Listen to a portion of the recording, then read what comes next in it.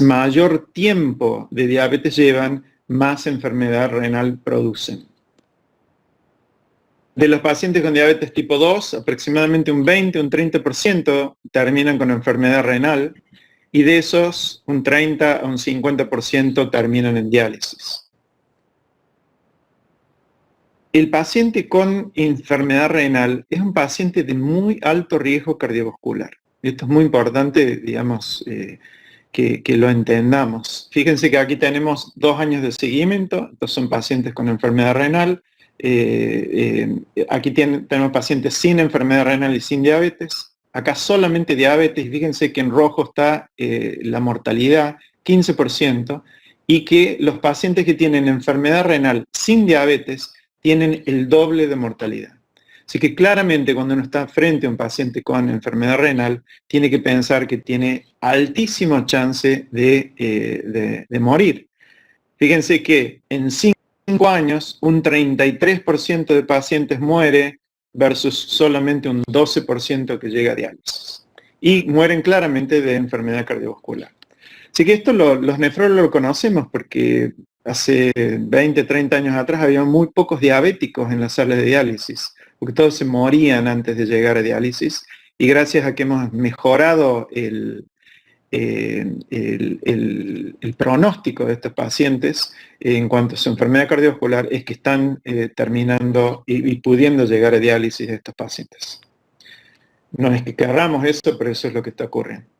Y una vez que llegan a diálisis, es muy importante entender que la mortalidad es, pero muchísimo más alta. Fíjense que aún en pacientes con edad avanzada hay un orden de magnitud de diferencia de mortalidad. Y fíjense que en los pacientes jóvenes hay 3 órdenes de magnitud de mortalidad. Así que claramente hay que evitar que estos pacientes lleguen a esa situación. Por mucho tiempo, los estudios que hicimos en pacientes diabéticos demostraron que había beneficios en cuanto a su enfermedad microvascular, pero muy pocos de estos estudios mostraron algún beneficio, si es que realmente lo era. Por suerte hemos tenido drogas, una clase de drogas que ha demostrado justamente lo contrario, que en pacientes diabéticos ha podido disminuir eventos cardiovasculares y eventos renales.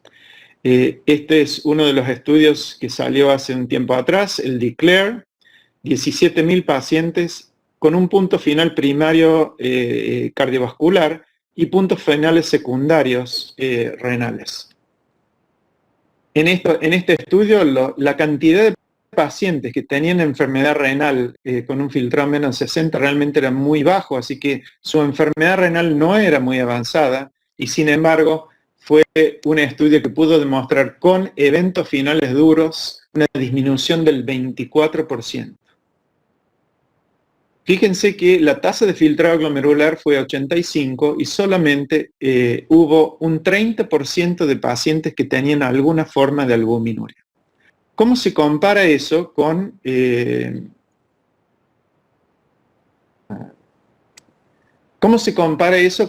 los estudios con IECA, en este caso con sartanes, que demostraron nefroprotección con puntos finales duros? Se fueron el renal y el IDNT. Fíjense que la proteinuria era muy alta de los pacientes participantes y la creatinina era elevada también.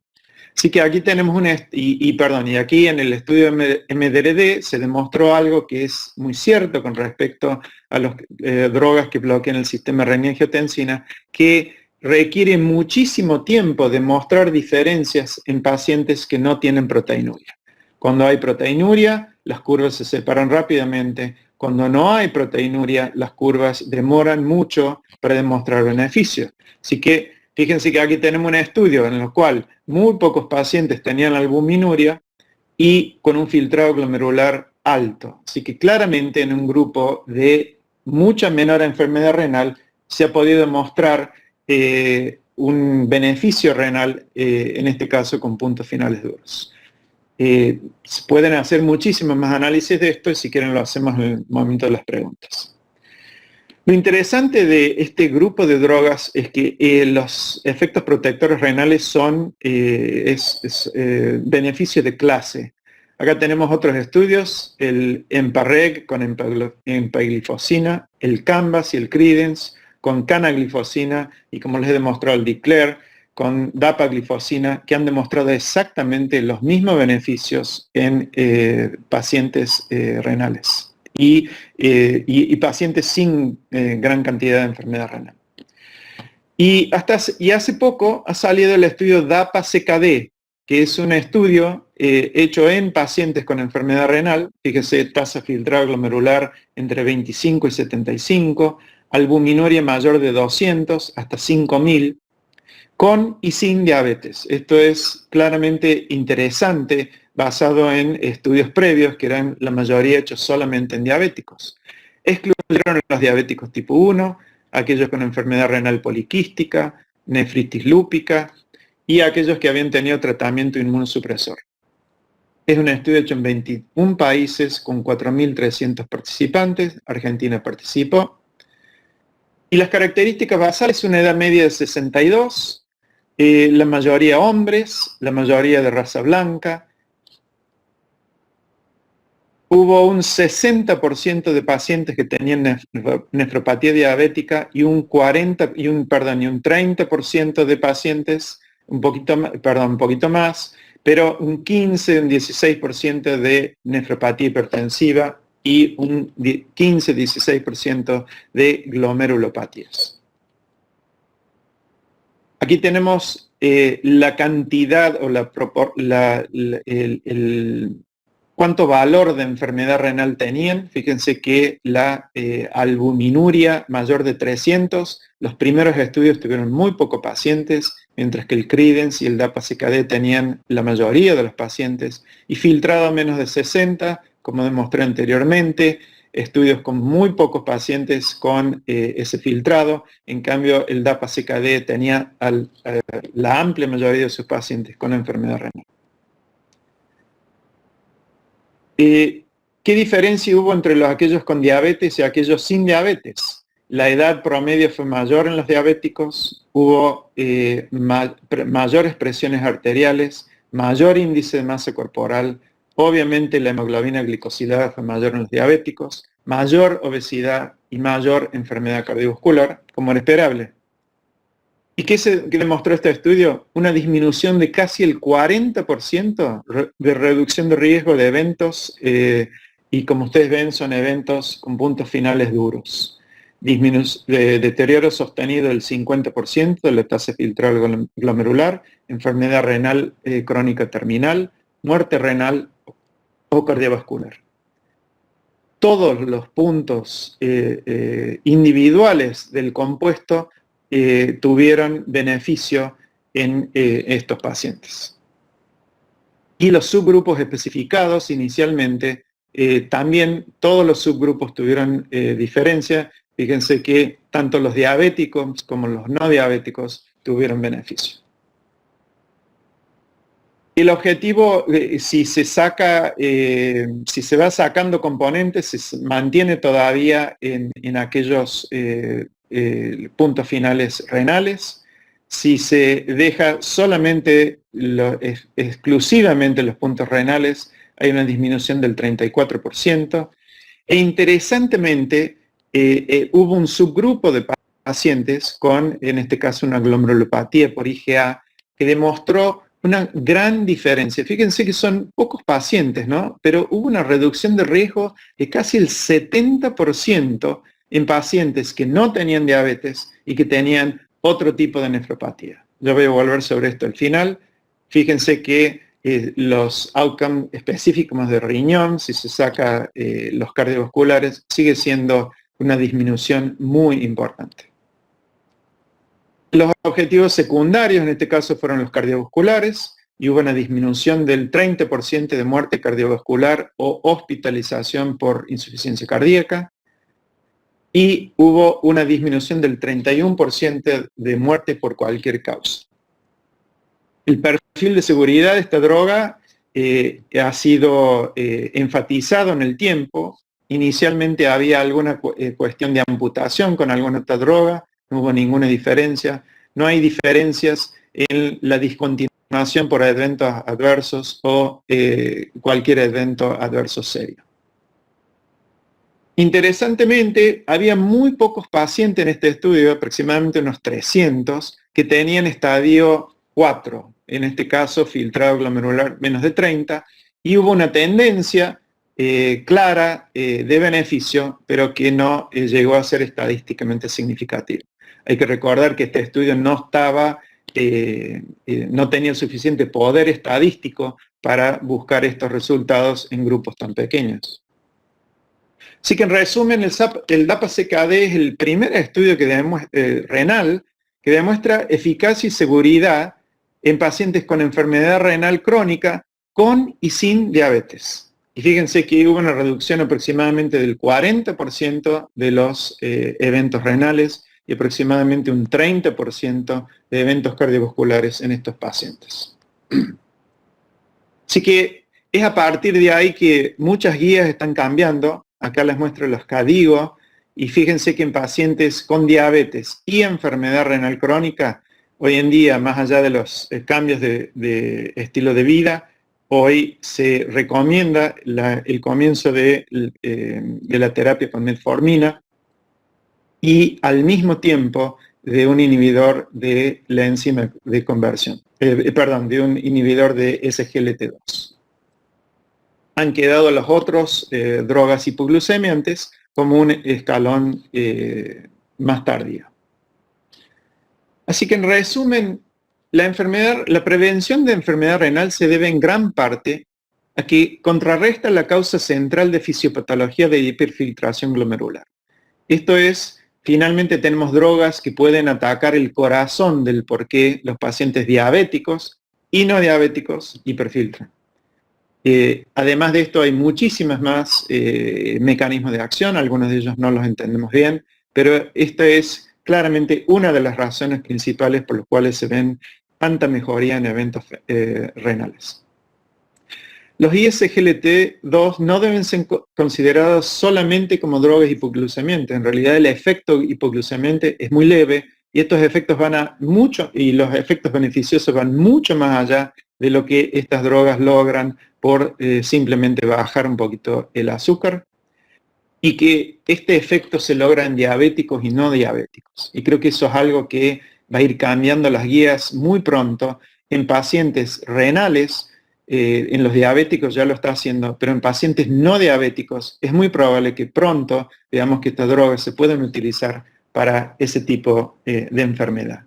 Y lo más importante, una de las cosas más importantes que dije es que no solo previenen eventos renales con puntos finales duros en pacientes con enfermedad renal avanzado, tipo lo que han demostrado los IECA, sino que también lo hacen en pacientes con enfermedad renal leve y factores de riesgo cardiovasculares. Muchísimas gracias. Marcelo, muchísimas gracias por tu disertación, realmente muy clara, y me parece que, bueno, podemos después seguir discutiendo. Y ahora quiero invitarlo al doctor Jorge Thierer a que comience su presentación. Jorge.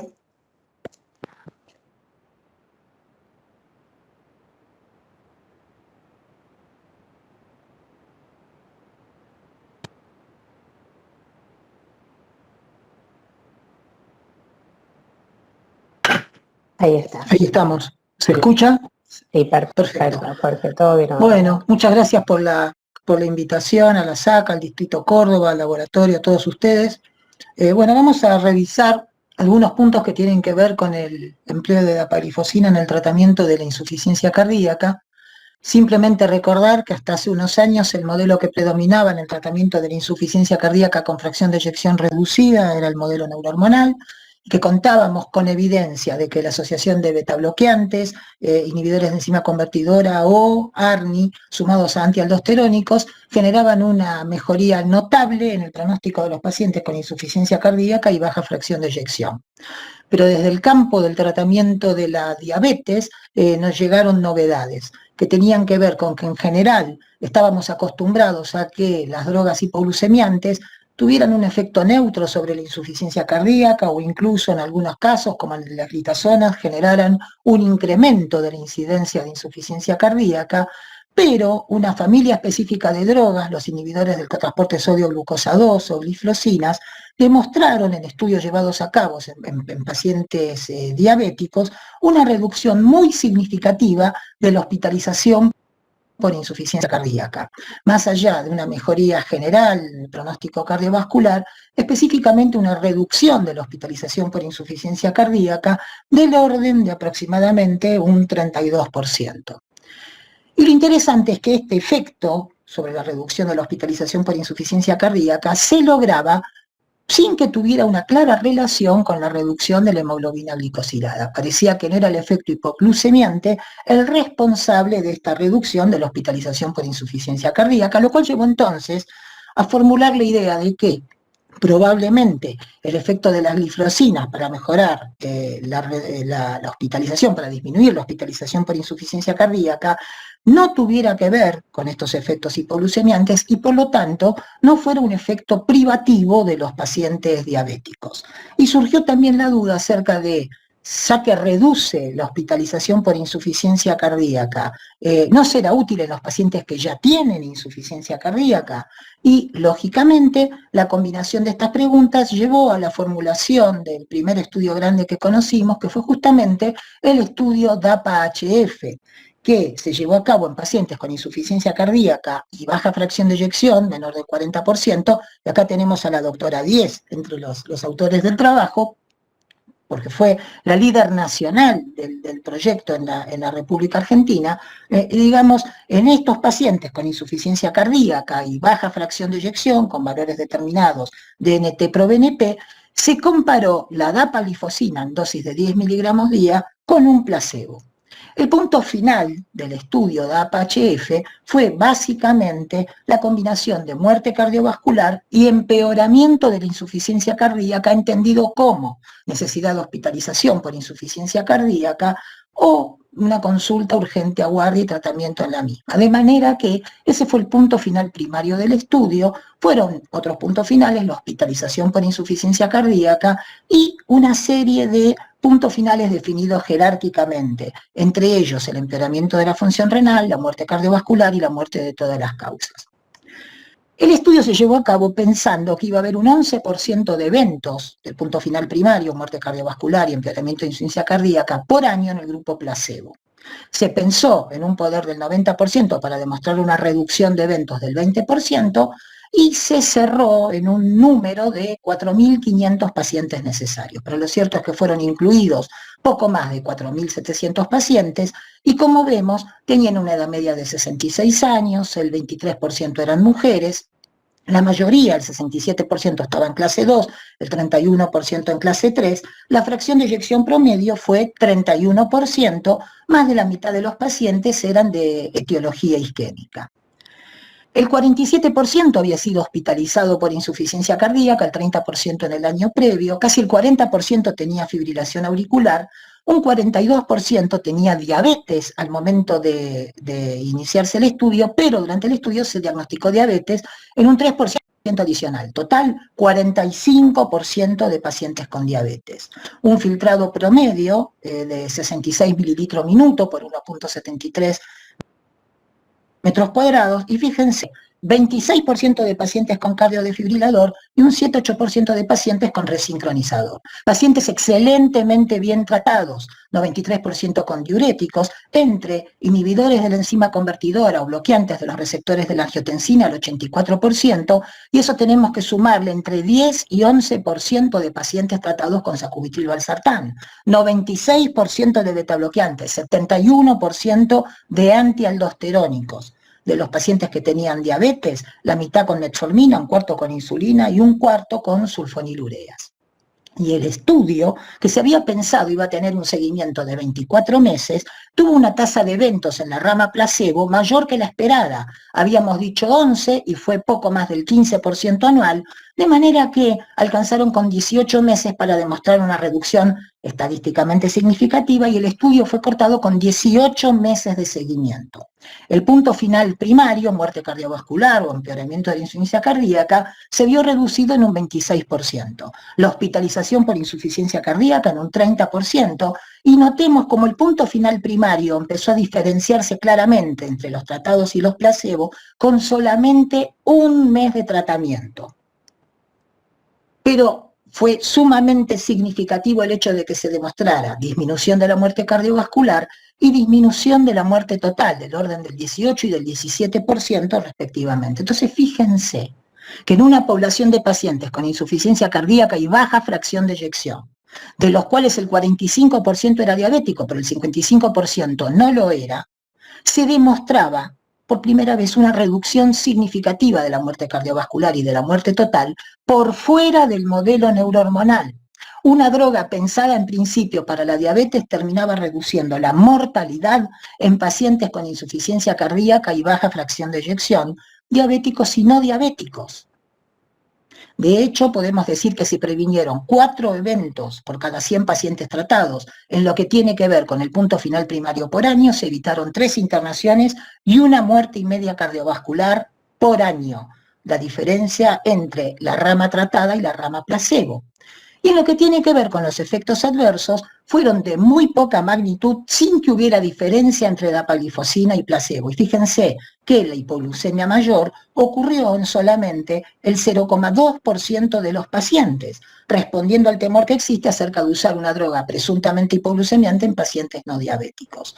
Se verificó un ligero incremento de la hemoglobina, muy poca caída de la creatinina, un aumento del hematocrito, la caída del NT-proBNP fue de solamente 300 picogramos mililitro, y esto pone un poco en discusión si lo más importante es el efecto diurético. De igual manera, la caída de peso entre la rama tratada y la placebo fue menor de 1 kilogramo, 870 gramos, y una muy ligera reducción de la TA sistólica, 1,2 milímetros de mercurio. No hubo diferencia entre los distintos subgrupos analizados y, de hecho, podemos decir, de esto se ocupará mucho más el doctor Orías, pero que no hubo diferencia según la función renal. Hubo efecto notable en los pacientes con y sin diabetes, y al igual que les mostró el doctor Orías en lo que tiene que ver con el DAPA-CKD, los pacientes con diabetes eran mayores, con mayor índice de masa corporal, con peor función renal, etc.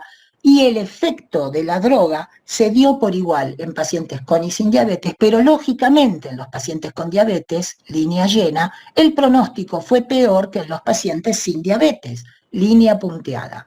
Fíjense cómo la reducción del punto final primario se dio por igual en los pacientes con y sin diabetes. Recordemos que entre los pacientes sin diabetes, 2/3 de cualquier manera eran prediabéticos, pero había 1/3 de pacientes que tenían una glicosilada por debajo de 5,7%, eran claramente ni prediabéticos y desde ya no diabéticos, y en ellos se verificó una reducción similar del punto final primario. De hecho, cuando nos fijamos en la hemoglobina glicosilada, el efecto fue similar, cualquiera fuera el valor de hemoglobina glicosilada basal, desde una hemoglobina glicosilada normal hasta valores elevados que corresponden a los pacientes con diabetes. Se verificó además una mejoría de la calidad de vida. Se vio que el efecto era independiente de la edad de los pacientes y que el efecto era también independiente de la fracción de eyección promedio. De manera entonces que en diferentes subgrupos se verificaba este efecto beneficioso de la dapaglifosina.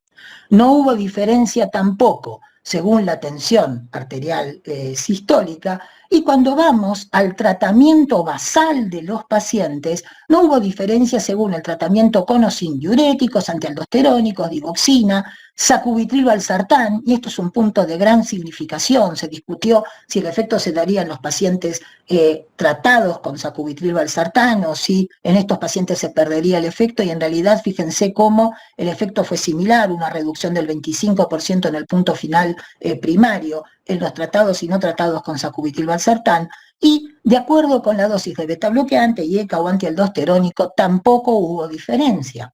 Si vamos específicamente a los pacientes tratados con sacubitril valsartán, en aquellos tratados y en los no tratados con sacubitril valsartán, siempre dapaglifosina ofreció mejor evolución que en los pacientes placebo. Un tema que se discute habitualmente es lo que tiene que ver con el tratamiento diurético. Y se dice, si empezamos a usar dapaglifosina, probablemente hay que reducir la dosis de diurético por el efecto diurético que conocemos tienen las glifosinas.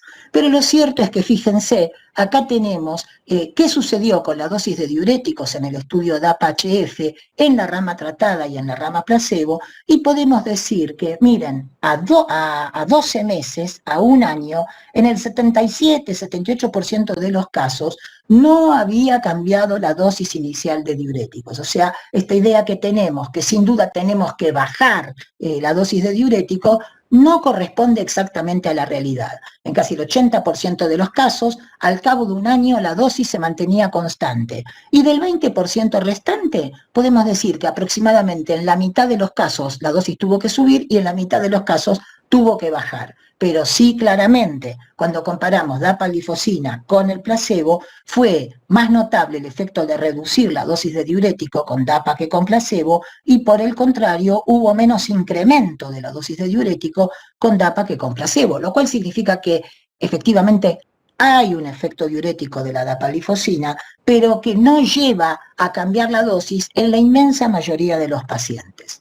Mecanismos postulados, ya el doctor Orías les habló al respecto. Durante mucho tiempo se ha pensado en el efecto glucosúrico y el efecto natriurético. El efecto glucosúrico generando balance calórico negativo, disminución de la grasa corporal total, lo cual mejora la grasa epicárdica, la disminuye, y sabemos el valor pronóstico de la grasa epicárdica, de manera que mejora la función diastólica. Esta reducción de la hemoglobina glicosilada, que se traduce en un efecto antiinflamatorio y antiaterosclerótico, y claramente un efecto uricosúrico que también tiene efecto antiaterosclerótico y antiinflamatorio, y eso sumamos el efecto natriurético, y este efecto natriurético se traduce en una disminución del contenido de sodio en la pared arterial, disminución de la presión arterial, todo lo que también les explicó el doctor Orías acerca de la protección renal, y desde el punto de vista cardiológico, la natriuresis se traduce en una disminución del volumen plasmático, por lo tanto en una disminución de las presiones de lleno, disminución del estrés parietal, por lo tanto, disminución de la posibilidad de desarrollar insuficiencia cardíaca y un efecto antiarrítmico, y además atenuación de la activación del sistema nervioso simpático sin producir activación del sistema renina-angiotensina. Este efecto antiinflamatorio y antiaterosclerótico tiene que ver también, y finalmente, con un efecto antifibrótico, al cual se le adjudica cada vez más mayor importancia. Pero en los últimos tiempos se ha desarrollado el interés por mecanismos alternativos de acción de las glifosinas, entre ellos, básicamente, la producción de cuerpos cetónicos, la estimulación de la producción de cuerpos cetónicos, que son una muy buena fuente de energía para las fibras miocárdicas, un estímulo de la eritrocitosis, que tiene que ver entonces con justamente el incremento de la hemoglobina, y esto es secundario, activación de factores hipoxinducibles, y el hecho de que finalmente, al generar glucosuria y al actuar sobre el cotransportador sodio-glucosa 2, los inhibidores del cotransporte sodio-glucosa generan una especie de estado de ayuno, entre comillas, al generar una pérdida de glucosa por orina, y al actuar sobre el cotransportador sodio-glucosa, el organismo interpreta que está en ayunas. Se produce la activación de sirtuina y de AMPK, y de esta manera entonces se activan fenómenos de autofagia. En resumen, digamos que las glifosinas lo que hacen es inhibir los fenómenos de hipertrofia y, por el contrario, promover los fenómenos de apoptosis y de autofagia, lo cual a un corazón desfalleciente le resulta más efectivo.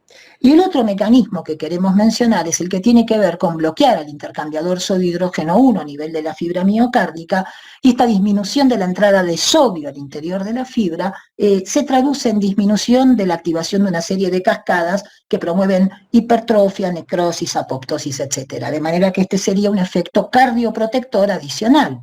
Fíjense la cantidad de mecanismos que se postulan entonces para las glifosinas, en lo que tiene que ver con la cardioprotección y la nefroprotección, efectos metabólicos, efectos que tienen que ver justamente con el efecto antifibrótico, antiinflamatorio, la disminución de la activación del sistema nervioso simpático, la protección renal, los mecanismos por los cuales terminamos teniendo menos insuficiencia cardíaca y los pacientes con insuficiencia cardíaca se benefician, son notables. Y se ha postulado que las gliflosinas tienen un efecto que las asemeja a los antagonistas neurohormonales, en el sentido de que actúan a largo plazo, es necesario el paso de tiempo para manifestar una serie de efectos, reducen el riesgo de muerte cardiovascular, en general lo que hacen es activar fenómenos de autofagia, y esto los equipara a muchos antagonistas neurohormonales y por el contrario los aleja de las drogas que son activas desde el punto de vista hemodinámico, como los vasodilatadores, los inotrópicos, etc.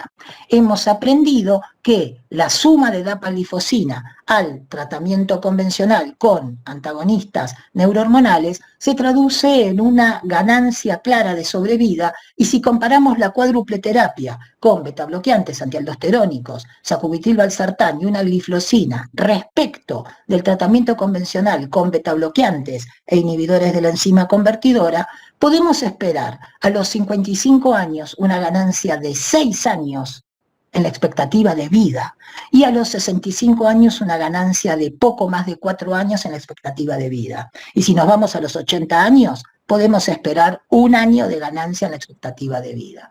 Ventajas de la dapaglifosina: el hecho de dosis única, una vez al día, que no requiere titulación.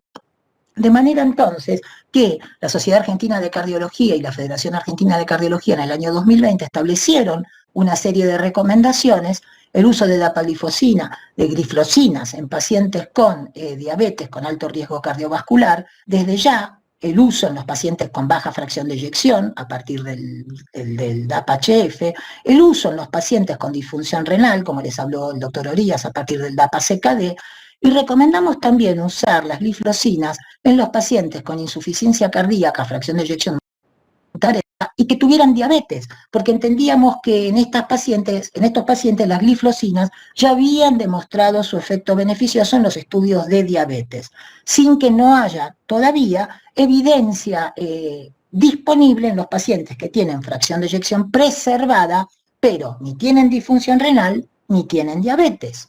Diferentes consensos han considerado la incorporación de las gliflosinas al tratamiento convencional. Acá tenemos el consenso American College American Heart, que empieza con ARNI y betabloqueantes y suma después los antialdosterónicos y las gliflosinas. La propuesta de los doctores McMurray y Packer, que proponían empezar con betabloqueantes e inhibidores del cotransporte sodio-glucosa y sumar posteriormente el ARNI y los antialdosterónicos.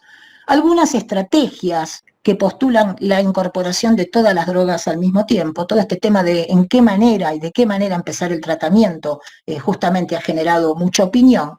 Fíjense, la guía canadiense del año 2021 postula también la utilización simultánea de IECA o bloqueantes receptor de angiotensina o ARNI, beta bloqueantes antialdosterónicos y los inhibidores del cotransporte sodio-glucosa 2 en forma inicial, temprana. Esta parece ser la postura que termina predominando frente a un algoritmo vertical, un algoritmo horizontal. Y acá tenemos esto que es de hoy a la mañana, la guía de la Sociedad Europea de Cardiología, donde la dapaglifosina o la empaglifosina son recomendadas como 1A para el tratamiento de la insuficiencia cardíaca con baja fracción de eyección. Quiere decir que la cuádruple terapia con IECA, o en su defecto con ARNI, con betabloqueantes, con antialdosterónicos y con dapaglifosina, con gliflosinas, se transforma en el estándar de cuidado para la insuficiencia cardíaca con baja fracción de eyección.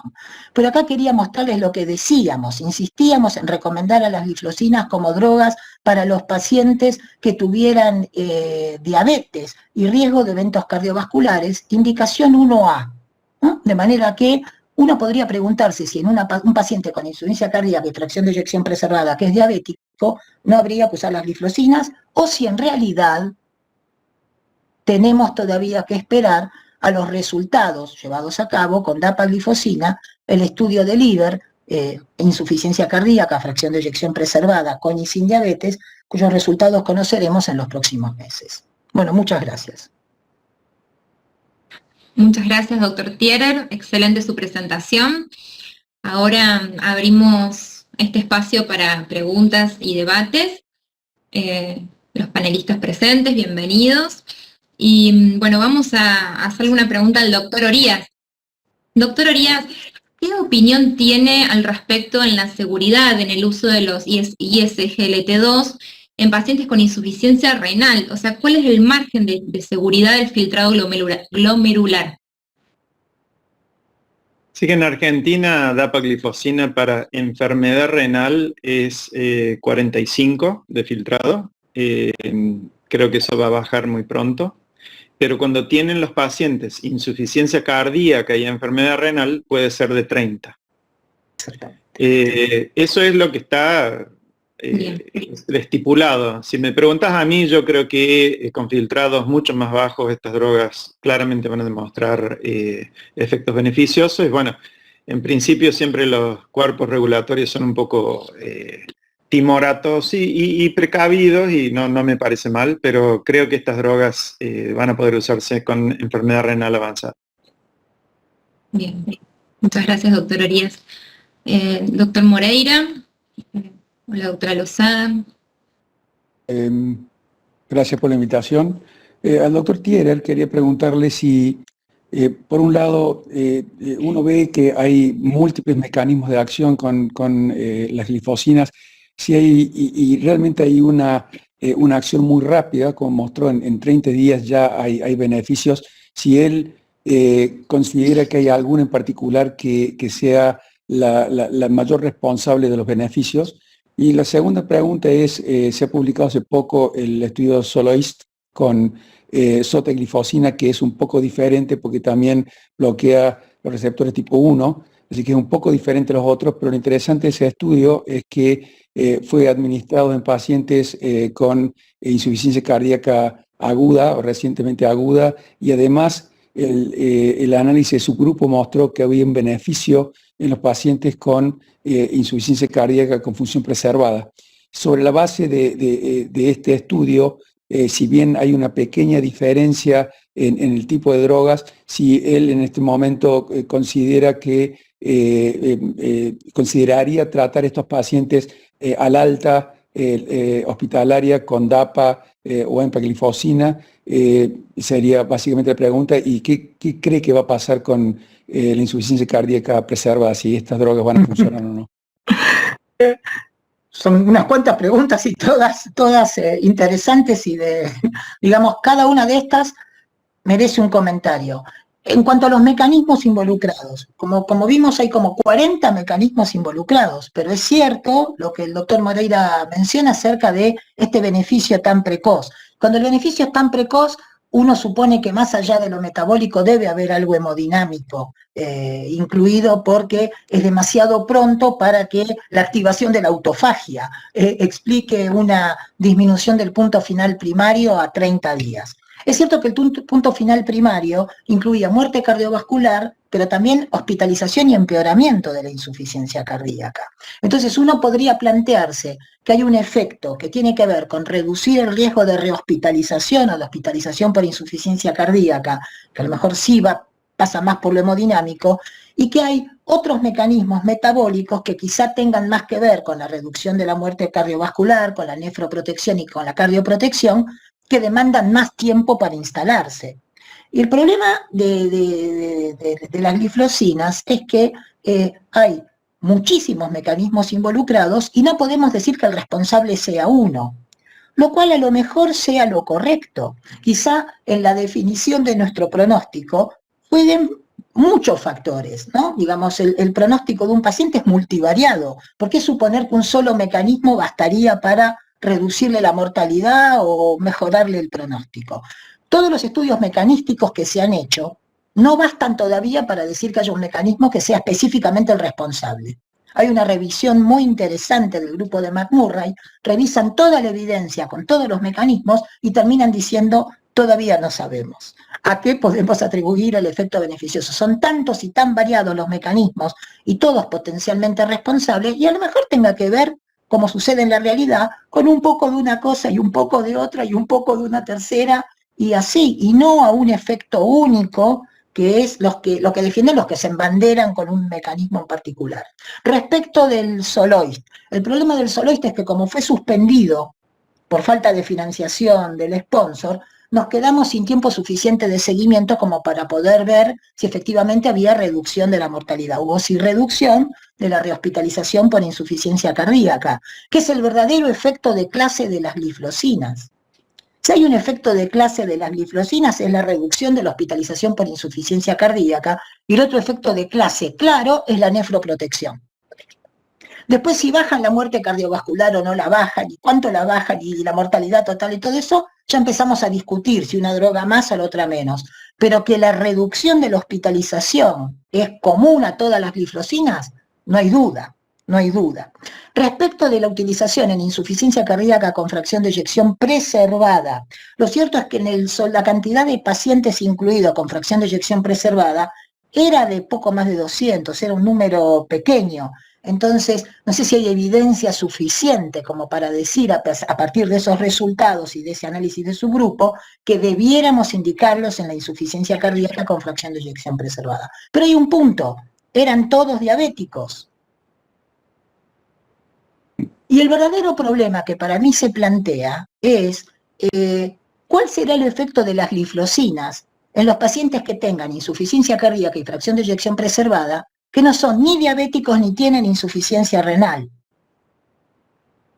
Porque cuando decimos que estamos esperando los resultados en fracción de eyección preservada, a mí me parece que no sé si estamos esperando ver qué pasa en los diabéticos con insuficiencia cardíaca y fracción de eyección preservada. Porque ya tenemos un montón de estudios en diabéticos que nos muestran que las gliflosinas reducen la hospitalización por insuficiencia cardíaca. Y yo tengo que pensar, por una cuestión de prevalencia, que la mayor parte de los pacientes incluidos en esos estudios tienen fracción de eyección preservada. Entonces, el problema pasa porque tenemos estudios en pacientes con diabetes e insuficiencia cardíaca, y ahora estamos haciendo estudios en pacientes con insuficiencia cardíaca y diabetes. Y yo digo, ¿no son los mismos pacientes? Un paciente con diabetes e insuficiencia cardíaca, ¿no es un paciente con insuficiencia cardíaca y diabetes? Entonces resulta que si yo entro por la diabetes, estoy justificado para usar la gliflosina. Y si entro por la insuficiencia cardíaca, con fracción de eyección preservada, me dicen, tenés que esperar el resultado de los estudios. ¿Se entiende? Y para mí, digamos, el tema es que si el paciente tiene la coexistencia de insuficiencia cardíaca y diabetes, tenemos bastante evidencia acerca de la utilidad de las gliflosinas. Y si hablamos de insuficiencia renal, el doctor Orías acaba de mostrarles un estudio que es, digamos, superlativo y que cambia la forma de entender, digamos, el tratamiento del paciente con disfunción renal. ¿Y qué nos queda? El que tenga insuficiencia cardíaca, fracción de eyección preservada, y no tenga ni diabetes ni insuficiencia renal. No son tantos, me dirá, porque en general son pacientes añosos que tienen una cosa o tienen la otra. Pero en esos pacientes que no tienen ninguna de las dos condiciones, que solo tienen insuficiencia cardíaca y fracción de eyección preservada, ¿disminuirán las gliflosinas la mortalidad? Tengo mis dudas, no digo que no, pero digo, yo esperaría. Tantas cosas han fracasado en el tratamiento de la fracción de eyección preservada que, ¿no? Digamos, pero que van a reducir la hospitalización, yo le diría que casi que apuesto a eso. Apuesto a que la reducción de la hospitalización, sí. Usted me pregunta, ¿pero van a bajar la mortalidad si no son ni diabéticos ni renales? Quisiera ver. Muchas gracias. Sí, no, pues, primero que nada agradecerles el privilegio de estar en primera fila escuchando a estos dos señores, estos dos monstruos y estas dos brillantes presentaciones. Y quería aprovechar estos minutos, primero, para nosotros los nefrólogos hablar de estas drogas es maravilloso porque estuvimos 20 años en la cúpula sin grandes progresos. A partir del estudio renal no hubo grandes cambios en la nefroprotección y tampoco había cambios en la protección cardiovascular de los pacientes con nefropatía. Y estas drogas vinieron a cambiar el paradigma.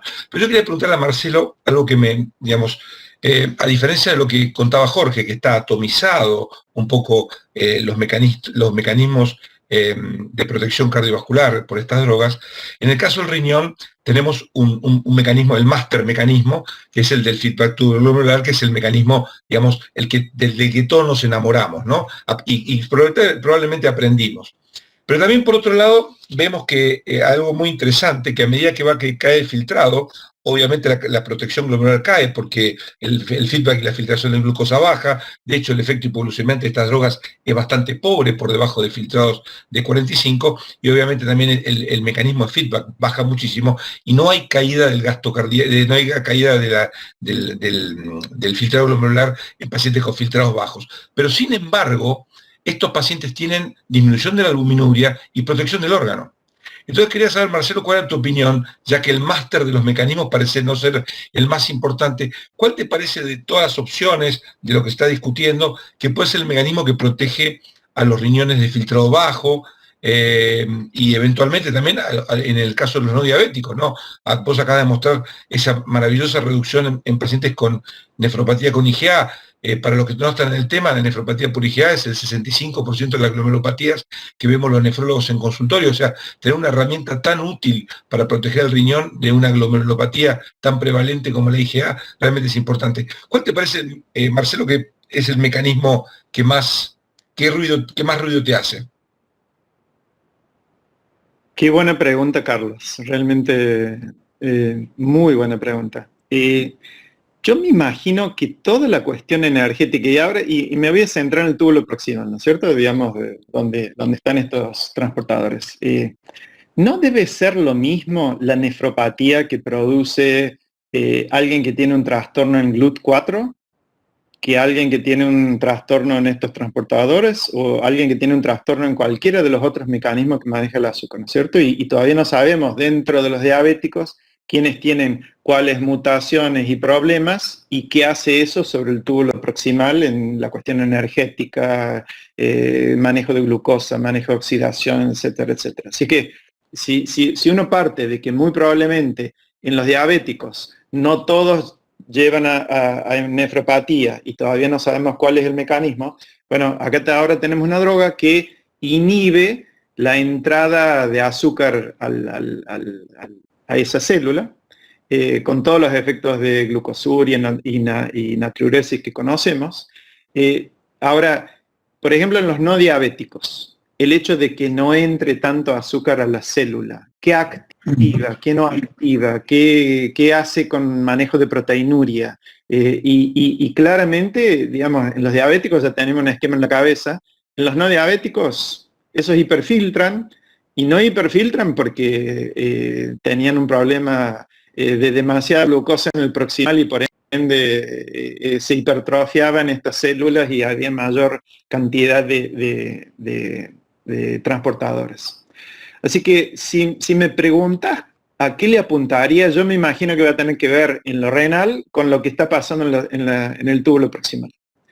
Más allá sobre todo en la cuestión energética, glucosa, qué pasa con los lípidos, cómo altera eso el manejo de albuminuria. Pero Sí, te preguntaría a vos, porque vos también sos claramente un experto en estas drogas. No, yo estoy de acuerdo, y esa es un poco la duda, estoy totalmente de acuerdo, hubiera contestado lo mismo, y compartimos patologías que son de daño renal, como es la obesidad, como es la hipertensión, y esos son estados de hiperreabsorción, o sea, el obeso es un tipo que hiperreabsorbe, y el hipertenso también es un hombre que hiperreabsorbe sodio, y claramente, digamos, me parece que, digamos, el precio de retener glucosa, claramente es retener agua y sal, entonces cualquier mecanismo que de alguna manera inhiba esto es importante, y ahí podemos explicar un poco lo que pasa fuera de la diabetes, ¿no? Si yo estoy de alguna manera inhibiendo esa hiperreabsorción de sodio y de todo el mecanismo que esto genera de daño, me parece que puede ser un mecanismo interesante. Después está el de la hipoxia, después está el antiinflamatorio, el bloqueo del sistema renina-angiotensina del renal, pero hacía ruido que nosotros, a diferencia de los cardiólogos, teníamos un mecanismo muy fuerte, que es el feedback, y es el que compramos y sin embargo los filtrados bajos, esto no es así, ¿no? Y sin embargo la protección existe. ¿Puede ser un comentario? Adelante, Jorge, le vamos a dar el título de nefrólogo honorario con todo lo que... No, nada que ver, no. Yo quería señalar dos cositas. Primero, no le respondí al doctor Moreira el tema de si iniciar el tratamiento en pacientes internados o no. Y ahora paso a lo metabólico. Respecto de eso, frente a la recomendación inicial de que había que esperar a que el paciente estuviera estabilizado y iniciar el tratamiento después del alta, el estudio Soloist mostró la utilización en la internación Conocimos recientemente el estudio DEAR-19, dapaglifosina en pacientes internados por COVID, donde se randomizó a los pacientes a recibir o no recibir dapaglifosina y no hubo exceso de efectos adversos en los pacientes en los que se inició tratamiento con dapaglifosina en el contexto de una infección respiratoria, de manera que cada vez es más obvio que podemos iniciar el tratamiento con glifosinas en pacientes internados. Y para terminar, hoy, la Sociedad Europea de Cardiología, en el Congreso de Insuficiencia Cardíaca, en la guía de tratamiento, recomienda utilizar las drogas que está demostrado que tienen efecto beneficioso, las drogas de tratamiento oral que está demostrado que tengan efecto beneficioso, iniciar el tratamiento en la internación. No hablan específicamente de la glifosina, se refieren a la cuádruple terapia. Si usted tiene un paciente internado con baja fracción de eyección, trate de que ya se vaya de alta con la mayor cantidad de las drogas que son útiles, en dosis bajas, la subirá después, pero inicia el tratamiento en la internación. Respecto de lo que estaban discutiendo los nefrólogos, y nada, siempre me admiro cuando los escucho, el punto es que a mí lo que me llama la atención es que un agente terapéutico sea capaz de mejorar el pronóstico de los pacientes con diabetes, de mejorar el pronóstico de los pacientes con insuficiencia renal y de mejorar el pronóstico de los pacientes con insuficiencia cardíaca. Y no de mejorarlo en forma, digamos, se internan un poco menos. En muchos de los estudios se mueren menos. Esto quiere decir, a mí por lo menos me hace pensar, que probablemente los mecanismos involucrados en estas tres enfermedades, que siempre nos parecieron enfermedades que quizá no tenían tanto que ver una con la otra, porque eran capítulos diferentes del libro de patología, sean enfermedades que están mucho más vinculadas entre sí de lo que creemos. Y me parece que es al revés. A partir de la demostración de que hay un agente terapéutico que mejora el pronóstico en los pacientes con y sin insuficiencia renal cuando tienen insuficiencia cardíaca, con y sin diabetes cuando tienen insuficiencia cardíaca, con y sin insuficiencia renal cuando tienen diabetes, con y sin diabetes cuando... y así sucesivamente, me tiene que hacer pensar que los mecanismos fisiopatológicos de estas tres enfermedades probablemente están más vinculados y están intrínsecamente más relacionados entre sí de lo que a priori pensaríamos. Entonces, muchos de los mecanismos que mencioné para la cardioprotección se postulan también para la nefroprotección. Como dice Carlos muy bien, desde ya que el feedback tubulo-glomerular es nada, lo hemos hablado tantas veces también con Marcelo, pero fíjense cómo cada vez más en las revisiones de efectos beneficiosos en el riñón se postula también la activación de la autofagia y la reducción de la inflamación. ¿No? Es como que hay una serie de mecanismos que probablemente tengan más que ver. Y lo último, sin duda en la cardioprotección juega un rol muy importante la nefroprotección. A mí no me van a sacar de la cabeza que los pacientes con insuficiencia cardíaca no se mueren menos, entre otras cosas, porque empeoran menos la función renal. Quiero decir que hay que verlo también de esa manera. El efecto nefroprotector es un efecto cardioprotector y tendremos que aprender a reconocer a la insuficiencia renal o a la disfunción renal como un factor de riesgo coronario y como un factor pronóstico cardiovascular, como también dijo Marcelo, ¿no? Y dejar de hablar solamente de la hipertensión, el tabaquismo, la diabetes y la dislipidemia, y entender que la función renal es un fuerte marcador pronóstico y un fuerte determinante de enfermedad cardiovascular. Así que nada, me parece que las cosas están, que es muy interesante pensar que vamos conociendo mecanismos y aunque no sabemos cuál es, sabemos que hay cosas que son comunes a las diferentes patologías y tal vez el día de mañana no las nombremos como las nombramos hoy. Quiero decir, y no vaya por un lado la insuficiencia renal y por el otro lado la diabetes y por el otro lado la insuficiencia cardíaca y las enfermedades tengan una comprensión y una denominación que sea más comprensiva y que las involucre más entre sí y no las plantee como patologías tan separadas. Gracias. Bueno, yo veo que esta discusión con los disertantes que tenemos se está poniendo así, está aumentando la temperatura. Pero yo quiero hacer algunas preguntas, se está calentando. Yo quiero hacer algunas preguntas del público, porque tenemos cantidad, lamentablemente no vamos a poder con todas, pero estoy haciendo así como un punteo de algunos aspectos prácticos que me parece que estaría bueno que los dejemos claros. Nos preguntan, sobre todo desde el punto de vista de la preocupación, sobre el efecto hipotensor en pacientes que ya vienen polimedicados, sobre si hay que modificar dosis de otros antidiabéticos, por ejemplo, cuando ponemos el inhibidor de SGLT2 en un paciente diabético, si tenemos que, por ejemplo, modificar o retirar otro antidiabético. ¿Qué precaución si los usamos en diabéticos tipo 1? Y si hay una edad tope. Voy a dejar estos 4 y después sigo con algunos otros aspectos, pero no sé, Jorge, si vos querés contestar. Muy rápido para dar lugar. Digamos, Dale. no se usan en diabéticos tipo 1. No se usan en diabéticos tipo 1. Si el paciente es un diabético tipo 1, no hay que usar gliflocinas. El riesgo aumentado de cetoacidosis diabética, no hay que usar gliflocinas. Punto 1. Punto 2. Respecto de los otros hipoglucemiantes, hay que preservar la utilización de aquellos que tienen efecto beneficioso desde el punto de vista cardiovascular. Eso como cosa inicial. Entonces, digamos, no es que haya que el diabetólogo manejará la dosis de los diferentes hipoglucemiantes. El riesgo de hipoglucemia se ve fundamentalmente en los pacientes tratados con insulina, sulfonilureas, que uno le agrega la dapaglifosina.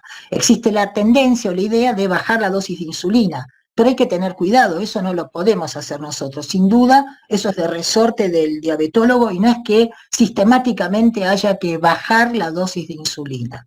Y no recuerdo cuál era la otra pregunta. Con respecto al diurético. No hay tema, con la edad no hay problema. Desde ya, Perfecto. lo mostramos ahí. ¿No? Y con respecto al diurético, Eso. es un diurético leve, como lo son todos los del túbulo proximal. Si alguien tiene presión de 130, 140, ciertamente no haría absolutamente nada. Si alguien tiene una presión más baja, hay que tener un poco cautela, pero no es un diurético fuerte. Exactamente. Marcelo, 2 preguntas para vos. Una es si usarías inhibidores de SGLT2 en pacientes con hiperfiltrado, o sea, en estadio de hiperfiltración en el diabético, y la otra si lo usarías en un paciente en hemodiálisis.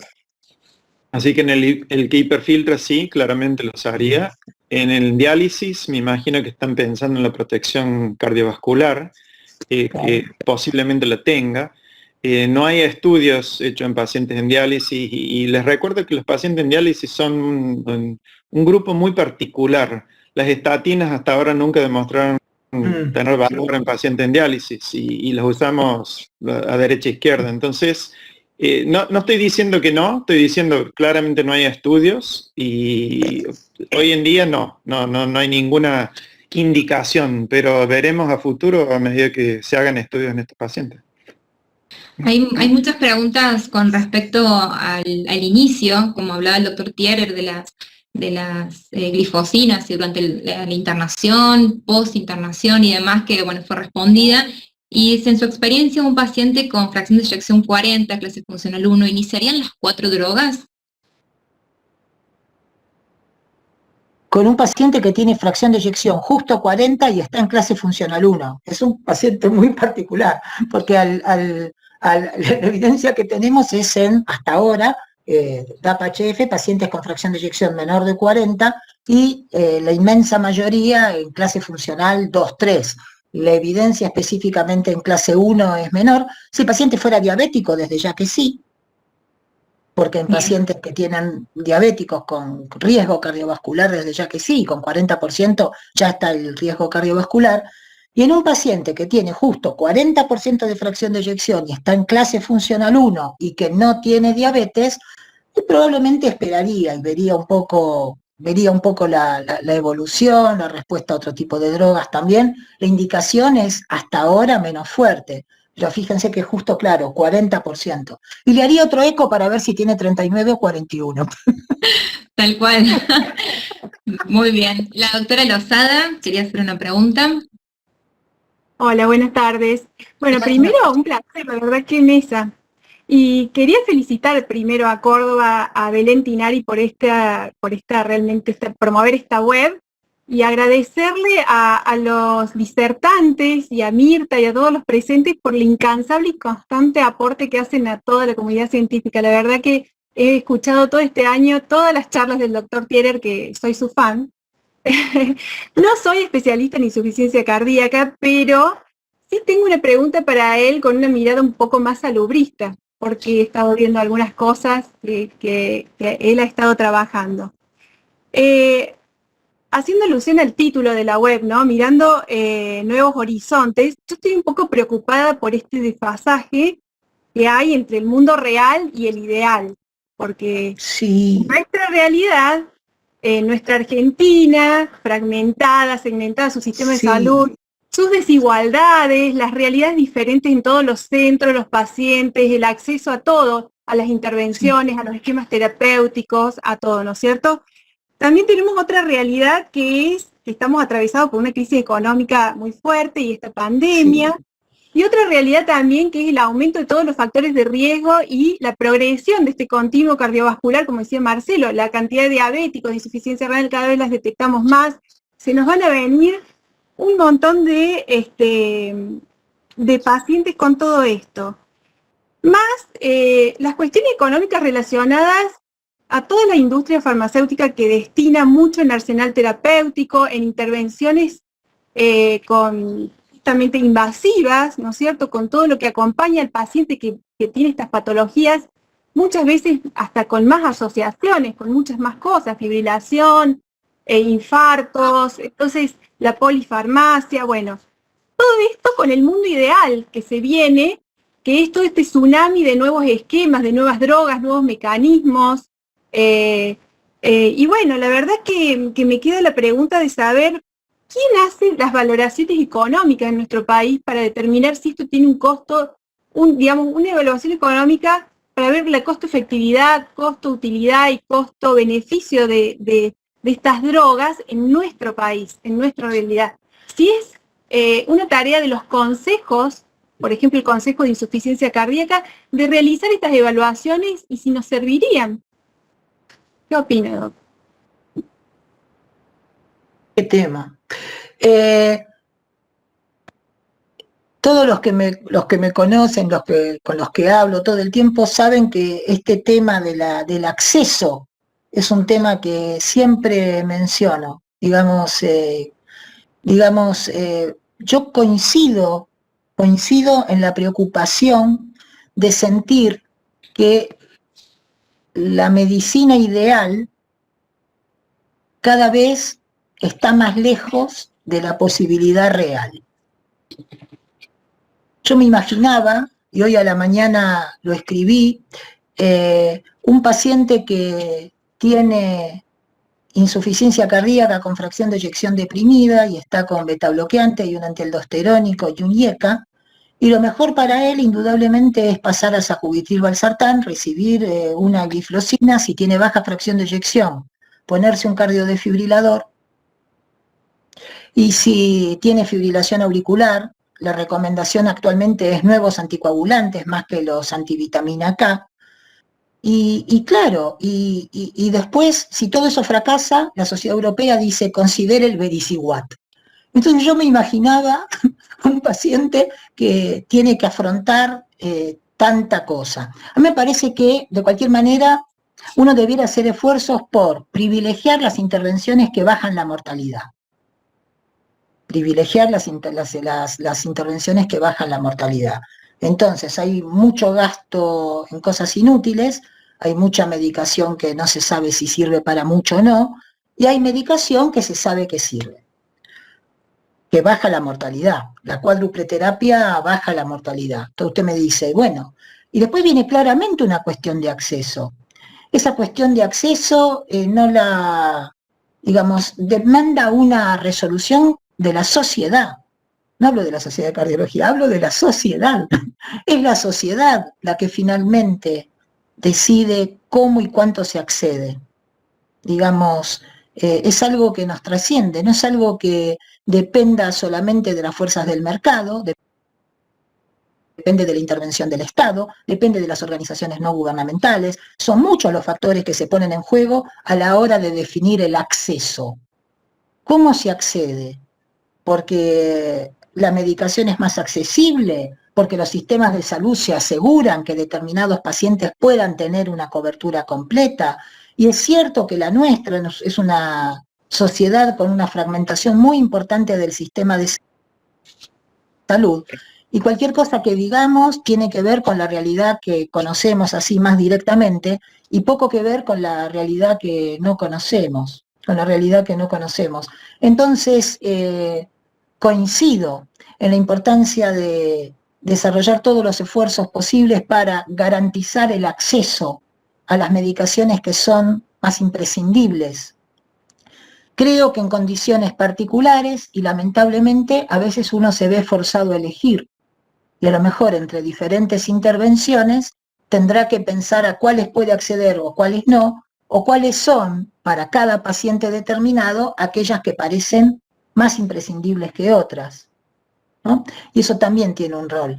Pero el problema del acceso a la salud es un problema que define la sociedad. Finalmente es la sociedad la que decide qué importancia le da al tema.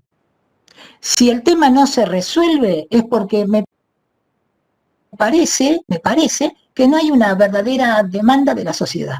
Y que entonces a lo mejor nosotros nos preocupamos de determinada manera, algunos se preocupan, pero el que no está enfermo ni está vinculado con el sistema de salud y la cosa no lo toca de cerca, tal vez no está tan preocupado por ese tema.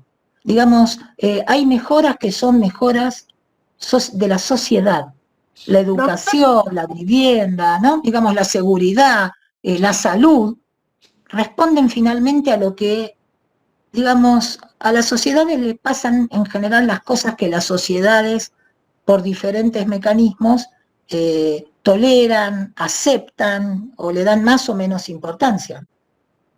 Doctor, yo también me refiero un poco a la inercia médica de quizás a las nuevas drogas, sabiendo los costos y que son caras, a veces no las queremos utilizar teniendo ese miedo o el temor de que son muy caras.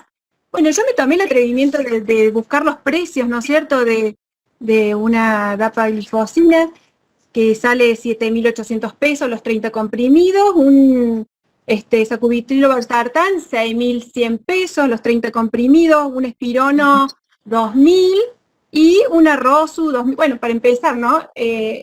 Como para empezar un cuádruple esquema, ¿no? Pero también pensaba que si uno se pone a relacionar con el costo que tiene que pagar el paciente después, con las reinternaciones, las intervenciones invasivas que después quizás se lleve por no haberlo atendido, quizás en tiempo y forma, con la medicación y esquemas que deberían haber sido, nos sale más caro. Pero, doctora, perdón, doctora, desde ya, pero como de costumbre, los análisis de costo-efectividad son análisis que se tienen en cuenta se hacen tomando en cuenta todos los interesados. Entonces, no es lo mismo el que paga por la medicación que el que tiene un prepago que le paga la medicación, que el que tiene el Estado que le proporciona la medicación, que el que no tiene ninguna cobertura y no puede acceder a nada. Entonces, los valores para uno pueden ser poco y para otro pueden ser prohibitivos. Entonces, por eso hablaba de la sociedad, porque la sociedad involucra todo eso. La sociedad involucra a los pacientes, involucra a los médicos, involucra a las sociedades, involucra al Estado, involucra a la industria, y la resolución finalmente es una resolución global.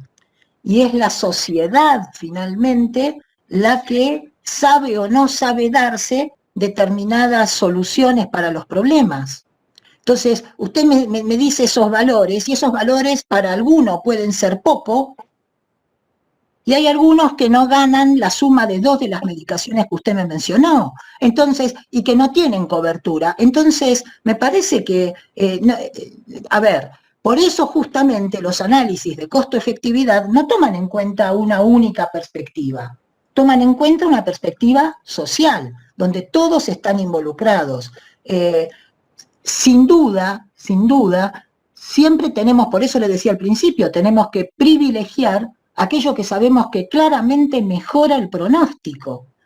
Y hay mucho gasto inútil, no solamente en procedimientos, en medicaciones, sino en procedimientos diagnósticos y en otro tipo de cosas, manejar adecuadamente el gasto y disponer de los recursos escasos que se tienen, pero de la mejor manera, justamente es algo que no pasa por la voluntad individual, siempre es una determinación social, pero estamos de acuerdo, coincidimos todos, me parece, no sé, si alguien piensa diferente escucho, pero me parece que pasa por ahí. No sé. No, muy bien, doctor Thierer, es así, hay muchos factores en juego. Pero bueno, no sé, doctora Mirta Díez, ya estamos cerca del horario, hay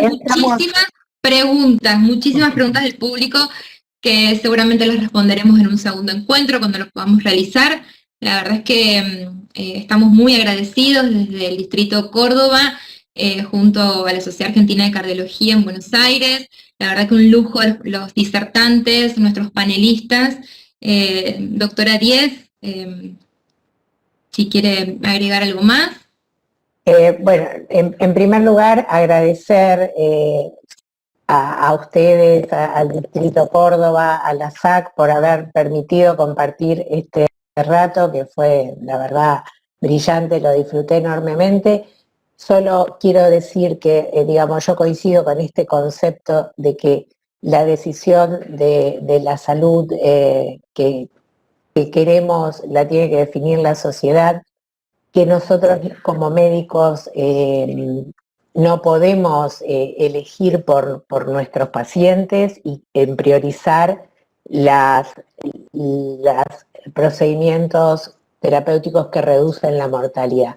Solo quiero agregar a eso que sí es nuestra responsabilidad el uso adecuado de los recursos. Como dijo Jorge, gastamos muchas veces cantidad de dinero en métodos diagnósticos inútiles que no nos aportan más información para el manejo de nuestros pacientes y somos muy ineficientes tenemos poca eficiencia operativa, tanto como cuando el paciente se interna, como cuando seguimos a los pacientes por ambulatorio. Nosotros ahí sí, con eficacia en los procesos operativos, podemos reducir los gastos en salud, y eso sí nos involucra como médicos, nada más.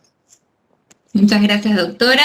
Nuevamente agradecerles al doctor Marcelo Orías, al doctor Jorge Thierer, al doctor Moreira Eduardo, la doctora Blanca Lozada y el doctor Carlos Castelaro por su tiempo y por participar con nosotros en nuestra webinar. Estamos muy contentos y agradecidos. Doctora Mirta Díez, un placer haber coordinado la webinar con usted y muchísimas gracias, y hemos aprendido mucho de todo esto. Muchísimas gracias y que tengan muy buenas noches. Gracias. Gracias a todos. Gracias por la invitación. Muchas gracias. No, por favor. Hasta luego. Un placer. Adiós. Hasta luego, chao, chao.